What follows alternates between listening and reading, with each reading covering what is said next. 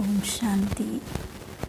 బాబా చెప్తున్నారు 24/5/24 బాబా యొక్క మధురమైన మహావాక్యాలు. ఈరోజు మధురమైన పిల్లలు, దేహీ అభిమాని అయిన బాబా మీ చేత దేహీ అభిమాని భవాన్న పాఠాన్ని చదివిస్తున్నారు. కావున మీరు దేహాభిమానాన్ని వదిలే పురుషార్థం చేయాలి. అర్థమైందా? దేహీ అభిమాని అయిన బాబా మన చేత దేహీ అభిమాని భవాన్న పాఠం పక్కా చేస్తున్నారంటే బాబా ఎవరు? పరమాత్మ, మనం ఆత్మ. అందుకని దేహం యొక్క అభిమానాన్ని ఏం చేయాలి? వదిలిపెట్టేయాలి. ప్రశ్న: దేహాభిమానులుగా అవ్వడం వల్ల ఏ మొట్టమొదటి రోగం ఉత్పన్నమవుతుంది? జవాబు: నామరూపాల రోగం. ఈ రోగమే వికారులుగా తయారు చేస్తుంది. కావున ఆత్మాభిమానులుగా ఉండేందుకు అభ్యాసం చెయ్యండి అని బాబా అంటారు. ఈ శరీరంపై మీకు మోహం ఉండకూడదు. దేహంపై ఉన్న మోహాన్ని వదిలి ఒక్క తండ్రినే స్మృతి చేయండి. అప్పుడు పావనంగా అయిపోతారు. తండ్రి మీకు జీవన్ బంధం నుండి జీవన్ ముక్తులుగా అయ్యేందుకు యుక్తిని తెలియచేస్తారు. అదే చదువు అని చెప్తున్నారు బాబా కదా. బాబా ఏం చెప్తున్నారు? నామరూపాల రోగం నుండి దూరంగా ఉండండి. ఎందుకంటే దేహం అనుకుంటే ఏమైపోతారు? వికారీగా అయిపోతారు. అంటే అనేక రకాల ఆలోచనలు, సంకల్పాల వల్ల ఏమవుతుంది? స్థితి పాడవుతుంది. బాబా యొక్క స్మృతి ఉండకుండా దేహం పద అలా రకరకాలుగా వెళ్ళిపోతుంది. అందుకని ఆత్మాభిమానిగా అవ్వండి. దేహంపై నుండే మోహాన్ని సమాప్తం చేయండి. జీవన్ బంధలుగా కాదు, జీవన్ ముక్తిలుగా అవ్వండి అని చెప్తున్నారు బాబా. ఓం శాంతి. బాబా అంటారు, ఆత్మీక తండ్రి ఆత్మాభిమానులుగా లేక దేహీ అభిమానులుగా అయి కూర్చోవాలి అని చెప్తున్నారు. బాబా ఏం చెప్తున్నారు పిల్లలకి ఈరోజు? ఆత్మాభిమానులుగా లేక దేహీ అభిమానులుగా కూర్చోవాలి అని చెప్తున్నారు. ఎవరిని స్మృతి చేయాలి? ఎవరిని స్మృతి చేయాలి? తండ్రిని స్మృతి చేయాలి. ఒక్క తండ్రిని తప్ప ఇంకెవరిని స్మృతి చేయకూడదు. తండ్రి నుండి అనంతమైన వారసత్వం లభిస్తున్నప్పుడు మరి వారిని తప్పకుండా స్మృతి చేయాలి. అనంతమైన తండ్రి వచ్చి దేహీ అభిమాని భవ, ఆత్మాభిమాని భవాని అర్థం చేయిస్తున్నారు. దేహాభిమానాన్ని వదిలివేస్తూ ఉండండి. అర్ధకల్పం మీరు దేహాభిమానులుగా ఉన్నారు. మళ్ళీ అర్ధకల్పం దేహీ అభిమానులుగా ఉండాలి. అంటే సత్య త్రేతాయుగాల్లో ఆత్మాభిమాని స్థితిలో ఉంటారు. ద్వాపర కలియుగాల్లో దేహాభిమానంలోకి వస్తారు. నేను అంటే దేహాన్ని అనుకుంటారు. సత్య త్రేతాయుగాల్లో మీరు ఆత్మాభిమానులుగా ఉండేవారు. అక్కడ తాము ఒక ఆత్మని. ఇప్పుడు ఈ శరీరం ముసలిదిగా అయిపోయింది కాబట్టి దీన్ని ఇక వదిలేస్తున్నామని వారికి తెలిసి ఉంటుంది. ఇది వస్త్రాన్ని మార్చుకోవడం వంటిది. పాము యొక్క ఉదాహరణ ఉంది కదా, పాము కుబుసాన్ని మారుస్తుంది, చూడండి విడుస్తుంది కదా, అలా. బాబా అంటారు, మీరు కూడా పాత శరీరాన్ని వదిలి ఇంకొక శరీరంలోకి ప్రవేశిస్తారు. కావున మీరు ఇప్పుడు ఆత్మాభిమానులుగా అవ్వాలి. మిమ్మల్ని అలా ఎవరు తయారు చేస్తారు? సదా ఆత్మాభిమానిగా ఉండే తండ్రి. బాబా ఎప్పుడూ దేహాభిమానంలోకి రారు. వారెప్పుడూ దేహాభిమానిగా అవ్వరు. వారు ఒక్కసారి వచ్చినా కానీ దేహాభిమానిగా అవ్వరు. ఎందుకంటే ఈ శరీరం పరాయి శరీరం, అద్దెకు తీసుకున్నది కదా. కల్పానికి బాబా ఒకేసారి ఈ సంగమ యుగంలో వస్తారు. కానీ ఈ శరీరం ఏంటి? నాకు అద్దెకి తీసుకున్నాను, దీనికి అద్దెస్తాను. అద్దెది సొంతం అవ్వదు కదా, అద్దె ఎప్పటికీ అద్దెదే. ఈ శరీరంతో వారికి ఎటువంటి మోహము ఉండదు. అద్దెకు తీసుకున్న వారికి మోహం ఉండదు. ఈ శరీరాన్ని వదలవలసిందేనని తెలిసి ఉంటుంది. నేను వచ్చి పిల్లలైన మిమ్మల్ని పావనంగా తయారు చేస్తానని బాబా అర్థం చేయిస్తారు. బాబా చెప్తారు, మీరు సతో ప్రధానంగా ఉండేవారు. ఎలా ఉండేవారు? సతో ప్రధానంగా ఉండేవారు. మీరే మళ్ళీ తమో ప్రధానంగా అయ్యారు. ఇప్పుడు మళ్ళీ పావనంగా అయ్యేందుకు మీకు నాతో యోగాన్ని జోడించడం నేర్పిస్తాను. యోగము అన్న పదమును వాడక స్మృతి అన్న పదాన్ని వాడడం మంచిది. బాబా అంటారు, మీకు స్మృతిని నేర్పిస్తున్నాను, యోగం కాదు. యోగం అంటే హఠయోగి అనుకుంటారు. అందుకని తండ్రిని ఏం చేయాలి? స్మృతి చేయాలి. పిల్లలు తండ్రిని స్మృతి చేస్తారు. అలాగే ఇప్పుడు మీరు కూడా ఆ తండ్రిని స్మృతి చేయాలి. ఆత్మీయ స్మృతి చేస్తుంది. ఎప్పుడైతే రావణ రాజ్యం ప్రారంభమవుతుందో అప్పుడు పిల్లలైన మీరు దేహాభిమానులుగా అయిపోతారు. మళ్ళీ తండ్రి వచ్చి ఆత్మాభిమానులుగా తయారు చేస్తారు. దేహాభిమానులుగా అవ్వడం వల్ల నామరూపాల్లో చిక్కుకుపోతారు, వికారులుగా అయిపోతారు. అలా అవ్వకముందు మీరందరూ నిర్వికారులుగా ఉండేవారు. సత్యాత్రేతాయుగాల్లో నిర్వికారులుగా ఉండేవారు. అంటే ఏ వికారం కూడా ఉండేది కాదు. ఎప్పుడైతే ద్వాపరయుగం ప్రారంభమైందో ఆత్మలో ఈ విశ్వ వికారాలు ప్రవేశించాయి అని చెప్తున్నారు బాబా కదా.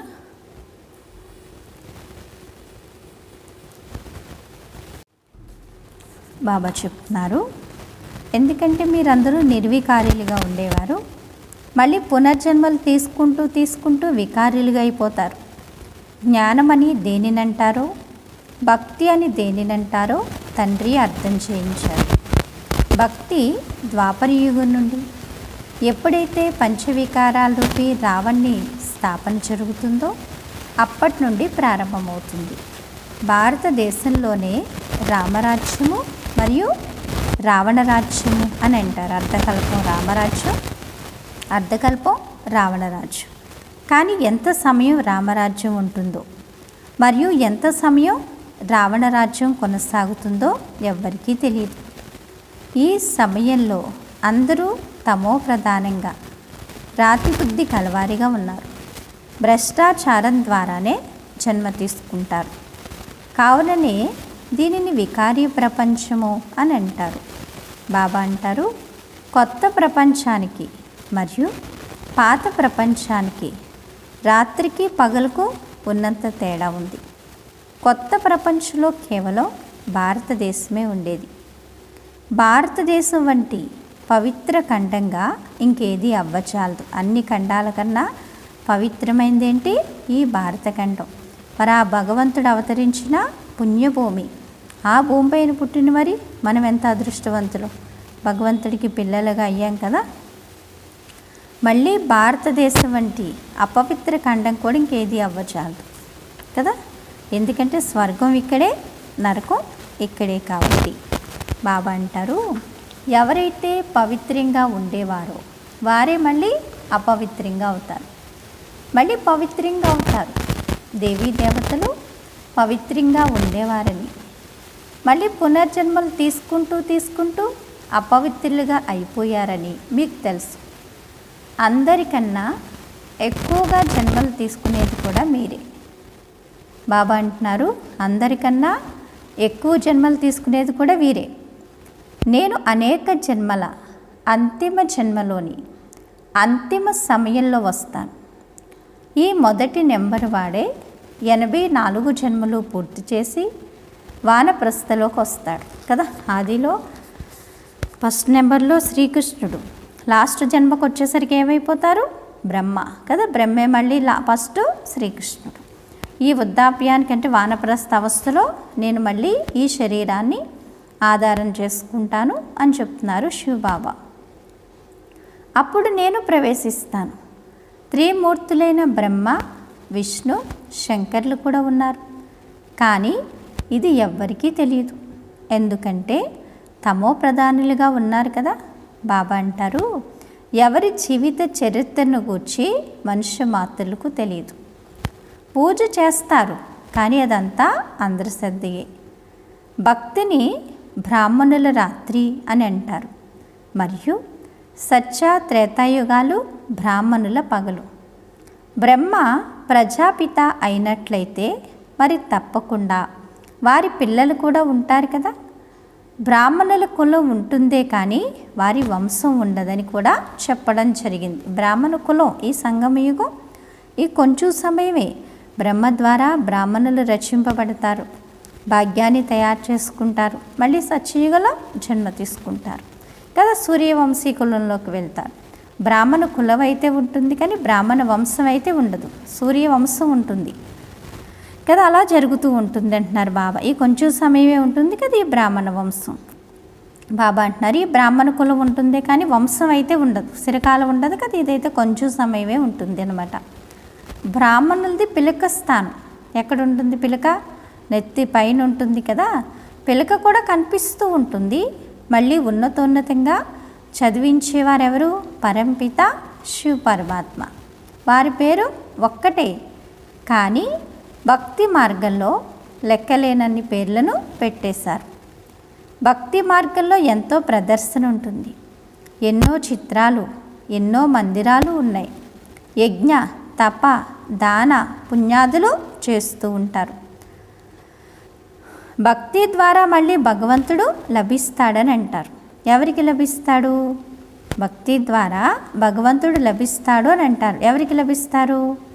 ఎవరైతే మొట్టమొదట వస్తారో వారే మళ్ళీ మొట్టమొదట భక్తిని ప్రారంభిస్తారు. ఎవరైతే బ్రాహ్మణుల నుండి దేవతలుగా అవుతారో వారే మళ్ళీ యథా రాజారాణి తదా ప్రజ సర్వగుణ సంపన్నులుగా 16 కళ సంపూర్ణులుగా సంపూర్ణ నిర్వీకారీలుగా అహింసో పరమో దేవీ దేవతా ధర్మంగా ఉండేవారు. భారతదేశంలో ఒక్క ఆది సనాతన దేవీ దేవతా ధర్మమే ఉండేది. అప్పుడు అపారమైన ధనం ఉండేది. మొట్టమొదట దేవీ దేవతా ధర్మానికి చెందిన మీరే 84 జన్మలు తీసుకుంటారు కదా. ఫస్ట్లో ఏముండేది? ఆది సనాతన దేవీ దేవతా ధర్మం ఉండేది. తర్వాత అన్నీ మారిపోతూ వచ్చాయి. బాబా అంటున్నారు అపారమైన ధనం ఉండేది కదా. మొట్టమొదట దేవీ దేవతా ధర్మానికి చెందిన మీరే 84 జన్మలు తీసుకుంటారు. అలా అందరూ తీసుకోరని తండ్రి గుర్తు చేస్తారు. అందరూ రారు కదా, కేవలం 84 జన్మలే ఉన్నాయి. వారైతే 84 లక్షల జన్మలు అనేశారు. కల్పం ఆయువును కూడా లక్షల సంవత్సరాలు అనేశారు. ఇది 5000 సంవత్సరాల డ్రామా అని బాబా అంటారు. కల్పం యొక్క ఆయుష్ ఎంత? కేవలం 5000 సంవత్సరాలు. ఈ 5000 సంవత్సరాల ఆత్మ 84 జన్మలు. అందరూ తీసుకుంటారా? తీసుకోరు కదా. కావున ఇది జ్ఞానము. జ్ఞానసాగరుడని ఒక్క శివ బాబానే మహిమ చేస్తారు. ఈ జ్ఞానానికి జ్ఞానం ఏంటి? సాగరం. జ్ఞానానికి బాబా ఎవరు? జ్ఞాన సాగరుడు. అందుకని సాగరుడైన తండ్రి పిల్లలకి ఎంత కావలసిన ఇవ్వడానికి ఎప్పుడూ సిద్ధంగానే ఉంటారు. బాబా అంటారు వారు హద్దులోని తండ్రులు, వీరు అనంతమైన తండ్రి. దుఃఖం కలిగినప్పుడు హద్దులో తండ్రి ఉన్నా కూడా అనంతమైన తండ్రినే స్మృతి చేస్తారు కదా. దుఃఖం వచ్చినప్పుడు ఏం చేస్తారు? హద్దులో తండ్రి ఉన్న అనంతమైన తండ్రినే స్మృతి చేస్తారు. ఎందుకని? ఈ తండ్రి తీర్చలేని కష్టం కూడా ఆ తండ్రి తీరుస్తాడు కాబట్టి. పునర్జన్మలు తీసుకుంటూ ప్రపంచం పాతగా తమో ప్రధానంగా అయిపోతుంది. అప్పుడు మళ్ళీ తండ్రి వస్తారు. ప్రపంచం ఎప్పుడైతే తమో ప్రధానంగా అయిపోతుందో, పూర్తి జడి అవస్థకు భూతావస్థకు వస్తుందో, కలియుగం లాస్ట్కి వస్తుందో, అప్పుడు ఎవరు వస్తారు? మళ్ళీ భగవంతుడు ఈ భూమిపైకి అవతరించి సత్య గీతా జ్ఞానాన్ని తెలియచేసి ఈ నరుణ్ణి నారాయణిగా, నారీని శ్రీ మహాలక్ష్మిగా, మనుషుల నుండి దేవతలుగా తయారు చేసే ఈ జ్ఞానాన్ని ఇచ్చి మనందరినీ దేవతా కులానికి అర్హులుగా తయారు చేస్తారు. మరి ఇంత ఉన్నతమైన తండ్రి వచ్చి ఇంత ఉన్నతమైన జ్ఞానాన్ని ఇస్తున్నప్పుడు మరి మనం ఎంత ప్రేమగా అర్థం చేసుకుని మన జీవితాన్ని మనం తయారు చేసుకోవాలి చెప్పండి. బాబా అంటారు అప్పుడు మళ్ళీ తండ్రి వస్తారు. క్షణంలో జీవన్ముక్తి లభిస్తుంది. ఎవరి ద్వారా లభిస్తుంది? అనంతమైన తండ్రి ద్వారా. క్షణంలో జీవన్ముక్తి. నాది అనుకుంటే బరువైపోతాం, నీది అనుకుంటే తేలికైపోతాం. బాబాది అనుకుంటే క్షణంలో జీవన్ముక్తి. ఏది మనకి గుర్తురాదు. అన్నీ నావే అనుకుంటే నెత్తి ఏమవుతుంది, బుర్ర బరువైపోతుంది, బాబా స్మృతి ఉండదు. కావున తప్పకుండా జీవన బంధంలో ఉన్నట్లే కదా. పతితులుగా ఉన్నారు, మళ్ళీ పావనులుగా అవ్వాలి.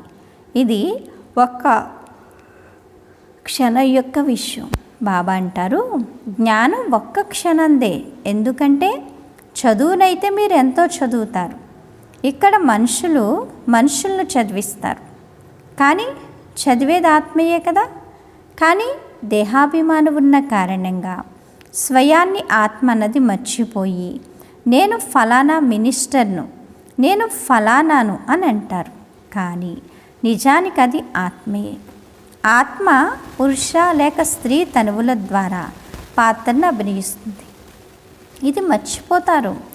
నిజానికి ఆత్మయే శరీరం ద్వారా పాత్రను అభినయిస్తుంది. నిజానికి ఆత్మ ఏం చేస్తుంది, శరీరం ద్వారా పాత్రను అభినయిస్తుంది. ఒక్కొక్కరు ఒక్కొక్క విధంగా తయారవుతారు. అందరూ ఒకే విధంగా ఉంటారా? అందరూ ఒకే పాత్రను అభినయిస్తారా? అందరూ ఒకే పురుషార్థం చేస్తారా? చేయరు కదా. బాబా అంటారు, ఇప్పుడు ఈ పాత ప్రపంచం నుండి కొత్తగా అవుతుంది. ప్రపంచ చరిత్ర, భూగోళం తప్పకుండా పునరావృతం అవుతుంది అని బాబా అర్థం చేయిస్తారు.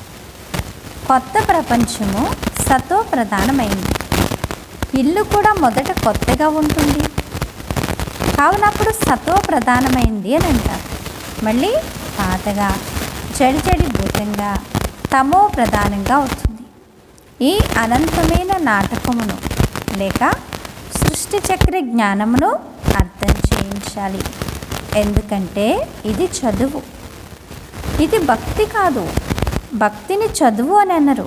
ఎందుకంటే భక్తిలో లక్ష్యం అంటూ ఏది ఉండదు. జన్మాంతరాలు, వేదశాస్త్రాలు మొదలైన వాటిని చదువుతూ ఉంటారు. ఇక్కడైతే ప్రపంచాన్ని మార్చాలి.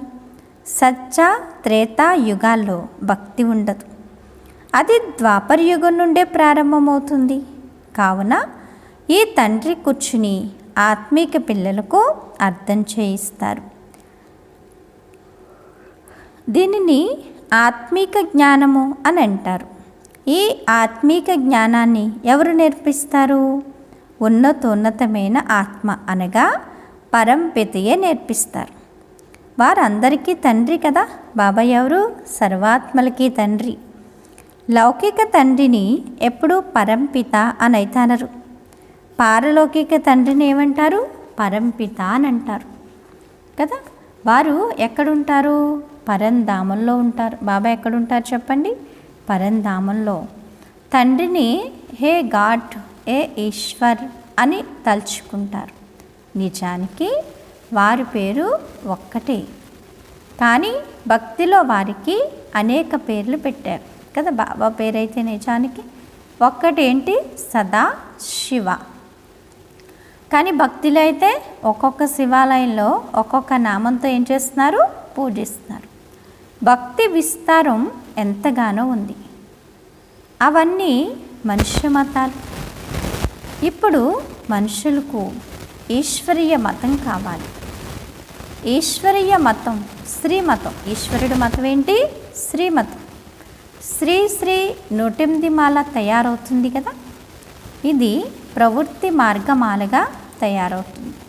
బాబా అంటారు, మళ్ళీ పునర్జన్మను తీసుకుంటూ మెట్లను దిగుతూ రుణగ్రస్తులుగా అయిపోతారు.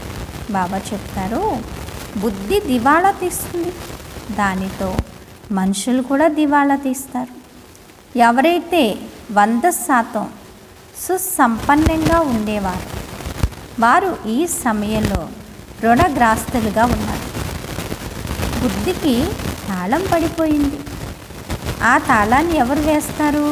గాడ్రేజ్ తాళం వేయబడుతుంది. ఏ తాళం? ఆసామాషి మామూలు తాళం అయితే తీసేస్తారు. గాడ్రేజ్ అది తొందరగా రాదు కదా. ఎవరేస్తున్నారు మరి చెప్పండి? ఎవరేస్తున్నారు? మాయారావణుడు. భారతదేశం ఎంత నెంబర్ 1గా ఉండేదో అంతగా ఇంకే ఖండం ఉండేది కాదు. భారతదేశానికి ఎంతో మహిమ ఉంది. భారతదేశం అన్ని ధర్మాల వారికి అతి పెద్ద తీర్థస్థానం. కానీ డ్రామానుసారంగా గీతను ఖండితం చేసేశారు. ఇది భారతదేశము మరియు మొత్తం ప్రపంచమంతటి పొరపాటు అని చెప్తున్నారు బాబా. ఏ గీతా జ్ఞానం ద్వారానైతే తండ్రి కొత్త ప్రపంచాన్ని తయారు చేస్తారో మరియు సద్గతినిస్తారో ఆ గీతనే భారతదేశంలో ఖండితం చేసేశారు. బాబా అంటారు, భారతఖండము అన్నిటికన్నా ఉన్నతమైన మరియు చాలా సుసంపన్నమైన ఖండంగా ఉండేది. ఇప్పుడు మళ్ళీ ఆ విధంగా తయారవుతుంది. ఇది తల్లకిందుల వృక్షము అని చెప్తున్నారు బాబా. దీని బీజం పైనుంది. ఇది తల్లకిందుల వృక్షం. ఎందుకని చెప్పండి? అన్నిటికీ బీజం భూమిలో ఉంటుంది, దీని బీజం ఆకాశంలో ఉంది. అంటే బాబా ఎక్కడుంటారు? పరంధామంలో ఉంటారు. వారిని వృక్షపతి అని కూడా అంటారు. బృహస్పతి దశ కూర్చుంటుంది కదా. వృక్షపతినైన నేను వచ్చినప్పుడు భారతదేశంపై బృహస్పతి దశ కూర్చుంటుంది. తద్వారా ఉన్నతులుగా అయిపోతారని బాబా అర్థం చేయిస్తారు. మళ్ళీ రావణుడు రావడంతో రాహు దశ కూర్చుంటుంది. భారతదేశం ఎటువంటి పరిస్థితికి చేరుకుంటుంది కదా. ఉన్నతంగా ఉండే భారతదేశం ఇప్పుడు ఏమైపోయింది? పూర్తి నిరుపేదగా అయిపోయింది. అక్కడ మీ ఆయువు కూడా చాలా ఎక్కువగా ఉంటుంది. ఎక్కడ? సత్యయుగంలో. ఎందుకంటే పవిత్రంగా ఉంటారు. అర్ధకల్పంలో మీరు 21 జన్మలు తీసుకుంటారు. సత్యాత్రేతాయుగాల్లో ఆత్మ 21 జన్మలు తీసుకుంటుంది. అక్కడ సుసంపన్నంగా 16 కళ సంపూర్ణంగా కదా, సంతోషంగా, ఆరోగ్యంగా.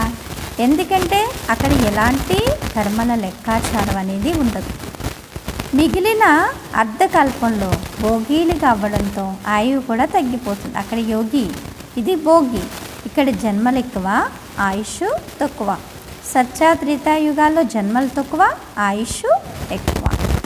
కావున మీరు మళ్ళీ 63 జన్మలు తీసుకుంటారు. సతో ప్రధానులుగా అవ్వాలి కాబట్టి ఇక నన్ను ఒక్కడే స్మృతి చెయ్యండి అని తండ్రి అర్థం చేయిస్తున్నారు.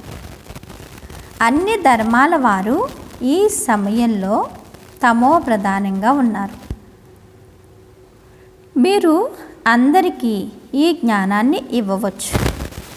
ఆత్మలకు తండ్రి అయితే ఒక్కరే కదా. ఆత్మలందరికీ తండ్రి ఎవరు? పరమాత్మ ఒక్కరే. ఏ నామం, ఏ రూపం ఎలా తలుచుకున్నా అందరూ సోదరులే. ఎందుకంటే ఆత్మలైన మనం ఒక్క తండ్రి పిల్లలం. ఎవరి పిల్లలం? స్వయం పరమాత్మకి పిల్లలం. హిందూ, ముస్లిం బాయి బాయి అని అంటారు, కానీ దాని అర్థాన్ని గురించి వారికి తెలియదు. ఆత్మ యథార్థంగానే పలుకుతుంది. సోదరులందరికీ తండ్రి ఒక్కరే. పెద్ద తండ్రియే వారసత్వాన్ని ఇవ్వవలసి ఉంటుంది. బాబా అంటారు, వారు భారతదేశంలోకే వస్తారు, శివ జయంతిని జరుపుతారు. కానీ వారు ఎప్పుడు వచ్చారు అన్నది ఎవ్వరికీ తెలియదు. పంచ వికారాలతో మీ యుద్ధం కొనసాగుతుంది. కామం మీ మొట్టమొదటి శత్రువు. రావణుని తగలబెడతారు, కానీ అసలు అతడు ఎవరు, అతన్ని ఎందుకు తగలబెడుతున్నారు అన్నదైతే ఎవరికీ తెలియదు కదా. రావణాసురుని ప్రతి సంవత్సరం తగలబెడతారు, కానీ తగలబడుతున్నాడా? మనిషి అనేవాడికైతే మరణం ఒక్కసారి, కానీ వికారాలకి మరణం అయితే లేదు. ఈ పంచవికారాలు ఏమవుతాయి? అలా కూడా వస్తూనే ఉంటాయి. అందుకని బాబా చెప్తున్నారు, ఎన్నిసార్లు తగలబెట్టినా తగలబడుతున్నాడా? మనలో ఉన్న విశ్వవికారాలు ఏం చేయాలి? యోగాగ్ని ద్వారా మనము భస్మం చేయాలి. ద్వాపర యుగం నుండి మీరు కిందకు దిగుతూ ఈ సమయంలో పతితులుగా అయిపోయారు. బాబా అంటారు, ఒకవైపు శివబాబాను స్మృతి చేసి పూజిస్తారు, ఇంకొక వైపు వారు సర్వవ్యాపి అని అనేస్తారు. ఒకవైపు శివబాబాను పూజ చేస్తారు, మళ్ళీ ఇంకోవైపు భగవంతుడు సర్వవ్యాపి అని అంటారు.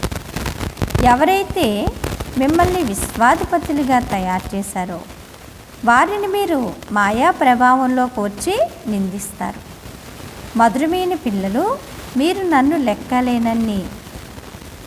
లెక్కలేనన్ని జన్మల్లోకి తీసుకువచ్చేశారు. నన్ను కణకణంలోనూ ఉన్నాడు అని అనేశారు. ఇది కూడా డ్రామాగా రచింపబడి ఉంది అని బాబా అంటారు కదా. బాబా చూడండి, తండ్రి అంటే తండ్రి, మరి దయాసాగరుడు కదా. పిల్లలు, మీరు నన్ను ఏం చేశారు? లెక్కలేనన్ని జన్మల్లోకి తీసుకొచ్చేశారు, ఎంతో నిందించారు, ఎన్నో రకాలుగా అన్నారు. ఇదంతా కూడా ఏంటి? మీ తప్పు కూడా కాదు, ఇదంతా డ్రామా. అనంతమైన తండ్రిని గ్లాని చేస్తూ ఎంత పాపాత్ములుగా అయిపోయారు. ఇది రావణ రాజ్యం కదా. బాబా అంటారు, ఈ సమయంలో అందరూ భక్తులని కూడా మీకు తెలుసు. ఈ సమయంలో అందరూ ఎలా ఉన్నారు? భక్తులుగానే ఉన్నారు. ఆయన భగవంతుడు, మనం భక్తులు, కోరేవాళ్ళం, తీర్చేవాడు. కానీ మరి మనం ఎవరు? మనం భక్తులం కాదు కదా. మనం ఎవరు? పిల్లలం. మరి సర్వుల సద్గతిని ఇచ్చేవారెవరు? సత్యఖండాన్ని స్థాపించేవారు అందరి తండ్రి. రావణుణ్ణి తండ్రి అనే తనరు. పంచవికారాలు ప్రతి ఒక్కరిలోనూ ఉన్నాయి. వికారాల ద్వారా జన్మ తీసుకుంటారు. కావున్నే భ్రష్టాచారులు అని అంటారు. దేవతలను సంపూర్ణ నిర్వికారులు అని అంటారు. ఇప్పుడు మీరు సంపూర్ణ వికారులుగా ఉన్నారు. దేవతలు పూజ్యులు కదా, వారే మళ్ళీ పూజారీలుగా అవుతారు. పూజ్యులుగా ఉన్నవాళ్ళు మళ్ళీ ఏమవుతారు? పూజారీలుగా అవుతారు. ఆత్మయే పరమాత్మ అని వారు అనేస్తారు. ఏమంటారు? ఆత్మయే పరమాత్మ, పరమాత్మయే ఆత్మ అని. కానీ అదొక పొరపాటు అని బాబా అంటారు. మొట్టమొదట స్వయాన్ని ఆత్మగా నిశ్చయం చేసుకోవాలి. ఫస్ట్ ఏం చేసుకోవాలి? ఆత్మగా నిశ్చయం చేసుకోవాలి. ఆత్మైన మనం ఈ సమయంలో బ్రాహ్మణ కులానికి చెందిన వారిగా ఉన్నాము. మళ్ళీ ఎక్కడికి వెళ్తాం? దేవతా కులంలోకి వెళ్తాము. ఈ బ్రాహ్మణ కులం సర్వోత్తమ కులము అని చెప్తున్నారు బాబా. బ్రాహ్మణుల వంశం ఉండదు, పిలక బ్రాహ్మణులకే గుర్తు. మీరు బ్రాహ్మణులు కదా. అందరికన్నా పైన ఎవరున్నారు? శివబాబా ఉన్నారు. భారతదేశంలో విరాట రూపాన్ని తయారు చేస్తారు, కానీ అందులో బ్రాహ్మణుల పిలక ఉండదు. అలాగే బ్రాహ్మణుల తండ్రిని చూపించరు, కానీ అర్థాన్ని అర్థం చేసుకోరు. బాబా అంటారు, త్రిమూర్తి అర్థమును కూడా అర్థం చేయించరు. త్రిమూర్తి శివాన్రి కదా. బ్రహ్మ విష్ణు శంకరులు ఏమంటారు? త్రిమూర్తులు అని. నిజానికి భారతదేశ రాజముద్రికగా త్రిమూర్తి శివుడు ఉండాలి. భారతదేశ రాజముద్రికగా ఎవరు ఉండాలి? త్రిమూర్తి శివుడు. ఇప్పుడు ఇది ముళ్ళ అడవి. ఇప్పుడు ఇదేంటి? ప్రపంచం ముళ్ళ అడవి. కావున అడవి జంతువుల్ని రాజముద్రికగా చేసుకున్నారు. ఇది ఇప్పుడు ముళ్ళ అడవి కాబట్టి అడవి జంతువులను ఏం చేశారు? రాజముద్రికగా చేసుకున్నారు కదా. మన జాతీయ పక్షి ఏదంటే నెమలి, ఇలా చెప్తారు కదా. అందులో సత్యమేవ జయతే అని వ్రాసేశారు కదా.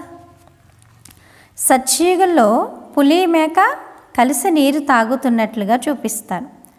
సత్యమేవ జయతే అనగా విజయము. అందరూ పాలు పంచదారలా కలిసిమెలిసి ఉంటారు కదా. సత్యమేవ జయతే అంటే అనగా ఏంటి? విజయం పొందినట్లు. అందరూ ఎలా కలిసి ఉండాలి? పాలు పంచదారలాగా కలిసి ఉండాలి. ఉప్పు నీరులా అవరు. సత్యయుగులు ఎలా ఉంటారు? పాలు పంచదారలా ఉంటారు, ఉప్పు నీరులా కాదు. ఆవు పులి మేక ఒకే రేవులో కలిసి నీళ్ళు తాగుతాయి, అంటే అంత స్నేహంగా ఉంటాయి. బాబా అంటారు, రావణ రాజ్యంలో ఉప్పు నీరులా ఉంటారు, రామరాజ్యంలో క్షీరఖండంగా అయిపోతారు. దీనిని ముళ్ళ అడవి అని అంటారు కదా. ఈ ప్రపంచం అంతా ఇప్పుడు ఎలా ఉంది? ముళ్ళ అడవిలా ఉంది. ఒకరికొకరు మొట్టమొదట కామ వికారపు ముళ్ళును గుచ్చుకుంటారు. కామం మహాశత్రువు, ఇది ఆది మధ్యాంతరం దుఃఖాన్ని ఇస్తుంది అని బాబా అంటారు. బాబా చెప్తారు, దీని పేరే ఏ రాజ్యం? రావణ రాజ్యం. ఈ పంచవికారాలపై విజయాన్ని పొంది జగజ్జిత్తులుగా అవ్వండి అని బాబా అంటారు. ఈ అంతిమ జన్మలో నిర్వికారీలుగా అవ్వండి. మీరు తమో ప్రధానులుగా పద్ధతులుగా అయ్యారు, మళ్ళీ సతో ప్రధానులుగా పావనులుగా అవ్వండి. గంగ పతిత పావని కాదు. శరీర మలినం ఇంట్లో నీటితో కూడా తొలగించుకోవచ్చు. ఆత్మ అయితే శుభ్రమవ్వచాలదు. భక్తి మార్గంలో లెక్కలేనంతమంది గురువులు ఉన్నారు. సద్గతినిచ్చే సద్గురువు ఒక్కరే. వారు ఉన్నతోన్నతుడైన తండ్రి, ఉన్నతోన్నతుడైన శిక్షకుడు, అలాగే ఉన్నతోన్నతుడైన సద్గురువు కూడా. వారే మీకు సృష్టి ఆది మధ్యాంతరాల జ్ఞానాన్ని వినిపిస్తారు. బాబా ఏం చెప్తారు? సృష్టి యొక్క ఆది మధ్య అంతరహస్యాల యొక్క జ్ఞానాన్ని బాబా మనకి వినిపిస్తారు. అచ్చా, మధురాతి మధురమైన ఆత్మీక పిల్లలకు మాతాపిత బాప్దాదాల ప్రియ స్మృతులు మరియు గుడ్ మార్నింగ్. ఆత్మీక పిల్లలకు ఆత్మీక తండ్రి నమస్తే. ధారణ కొరకు ముఖ్య సారము ఫస్ట్ పాయింట్. సతో ప్రధానులుగా అయ్యేందుకు ఒక్క బాబాను తప్ప ఇంకెవరిని స్మృతి చేయకూడదు. దేహీ అభిమానులుగా అయ్యే అభ్యాసం చేయాలి. సెకండ్ పాయింట్, అందరితో పాలు పంచదార వలె కలిసిమెలిసి ఉండాలి. ఈ అంతిమ జన్మలో వికారాలపై విజయాన్ని పొంది జగజ్జిత్తులుగా అవ్వాలి అని చెప్తున్నారు బాబా. ఈరోజు బాబా చెప్తున్నారు వరదానము. తండ్రి ఛత్రఛాయలో సదా ఆనందమును అనుభవం చేసుకునే మరియు చేయించే విశేష ఆత్మభవ. ఎక్కడ తండ్రి ఛత్రఛాయ ఉంటుందో అక్కడ సదా మాయ నుండి రక్షణ ఉంటుంది కదా. ఛత్రఛాయ కింద ఉన్నాం అనుకోండి, గొడుగు కింద ఉంటే ఎలాగైతే తడమో, బాబా యొక్క ఛత్రఛాయ కింద ఉంటే మాయ నీడ కూడా పడదు మన పైన. ఛత్రఛాయ లోపలకు మాయ రాజాలదు. శ్రమ నుండి స్వతహాగానే దూరం అయిపోతారు. ఆనందంలో ఉంటారు, ఎందుకంటే శ్రమ ఆనందమును అనుభవం చేయనివ్వదు. ఛత్రఛాయలో ఉండే ఇటువంటి విశేషాత్మలు ఉన్నతమైన చదువును చదువుతూ కూడా ఆనందంలో ఉంటారు. ఎందుకంటే మేము కల్పకల్పపు విజయులము, పాస్ అయి తీరుతాము అన్న నిశ్చయం వారికి ఉంటుంది. కావున సదా ఆనందంలో ఉండండి మరియు ఇతరులకు ఆనందంలో ఉండే సందేశమును ఇస్తూ ఉండండి. ఇదే సేవ అని చెప్తున్నారు బాబా. స్లోగన్ను, ఎవరైతే డ్రామా అంటే రహస్యమును తెలుసుకోరో వారే అసంతుష్టులుగా అవుతారు. ఎవరైతే డ్రామా యొక్క రహస్యం తెలుసుకోరో వారే ఎలా ఉంటారు? అసంతుష్టంగా ఉంటారు. అందుకని డ్రామా రహస్యం తెలుసుకుని ఎప్పుడూ సంతుష్టంగా ఉండాలి, కానీ అసంతుష్టంగా అవ్వకూడదు. ఏది జరిగినా డ్రామాలో మనకి మంచి జరుగుతుంది, ఇదే సంకల్పం ఉండాలి అని చెప్తున్నారు బాబా. అచ్చా, ఓం శాంతి.